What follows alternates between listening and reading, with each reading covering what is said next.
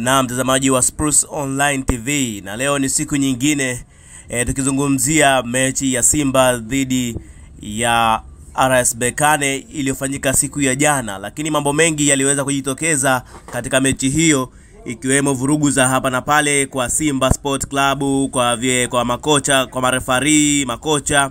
Mechi ya jana ilikuwa ina mambo mengi kuanzia ndani ya pitch mpaka nje ya pitch, kwa maana ya kwamba vurugu kwa mashabiki, vurugu kwa marefari wa mchezo, na vurugu za hapa na pale ambazo zilikuwa zikitokea uwanjani. Mambo mengi sana yametokea na sintofahamu. Ile vurugu ya Kamara na Ngoma ambayo ilizua sintofahamu, na nitakuelezea ilikuwaje na kwa nini ilitokea, na ni nani ambaye anaweza kuwa na makosa katika sintofahamu ile pale. Ukiachana na hivyo, ni moja kati ya yaliyotokea ni pamoja na mashabiki wa Simba kuweza kuwazuia mashabiki wa Yanga ambao walionekana wakiwa uwanjani wamevalia jezi ya Yanga yana dhahiri shairi walionekana wakiwasupporti RS Berkane. Hii pia kimchezo ni ungwana au si ungwana, tutazidi kuzungumza hapa, na video yote nimekuwekea hapa. Wewe utatoa maoni yako baada ya kuona video hiyo, ni ungwana au si ungwana. Lakini katika chumba cha kubadilishia nguo, katika chumba cha waamuzi, marefari walionekana watu wakirekodi video na ni wana Simba, na katika video hiyo walikuwa kimaanisha kwamba alionekana kiongozi wa RS Berkane akiwa anaongea na marefari chumbani. Hasa hii kaleta tafsiri tofauti, ni kama wanajipongeza kwa alichokifanya refari. Njia hivyo pia ukiangalia refari aliweza kupewa kadi.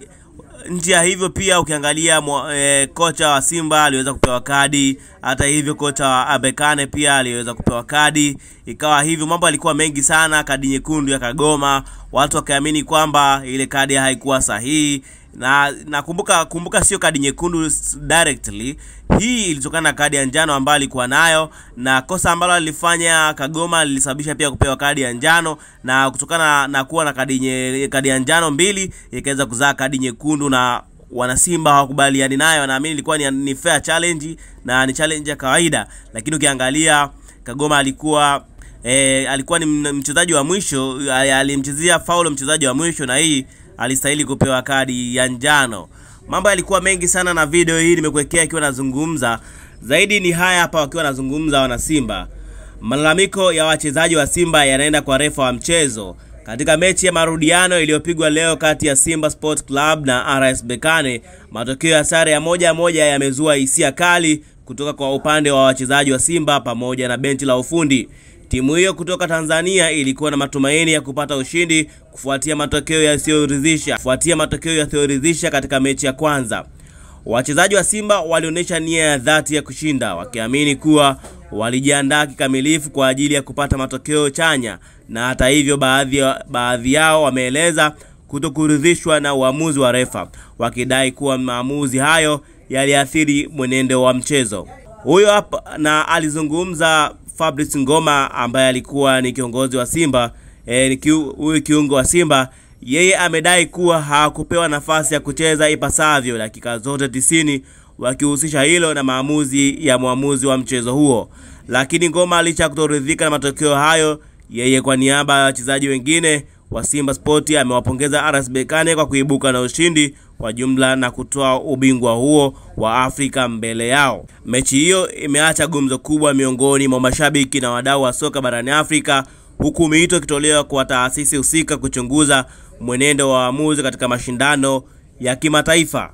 Na lingine ni kuhusu ufafanuzi wa tukio la Ngoma pamoja na Kamara kuweza kubishana. Fabrice Ngoma ni kiongozi wa ndani ya dimba kwa sababu hakuna mchezaji mwenye mafanikio zaidi yake. Ngoma msimu huu amecheza finali ya 3 CAF Confederation Cup, wakati Musa Kamara anacheza finali yake ya kwanza msimu huu. Ngoma aliwaambia Kamara, kwa nini unatoa pasi hatarishi wakati ulikuwa na uwezo wa kutoa mpira nje, tuanze upya? Kamara akaja juu na kuona anaonewa. Ukweli ni kwamba bao la pili kule Morocco lilichangiwa na Musa Kamara ambaye alipiga pasi chonganishi kwa Yusuf Kagoma, wakati makocha wengi hawapendi ufanye vile. Kipa wa RS Berkane mipira yote stahili anapiga pembezoni mwa uwanja. Musa Kamara ni mchezaji mdogo sana kwa Fabrice Ngoma, lazima amsikilize kwa sababu ana experience kubwa zaidi yake ya soka. Katika soka.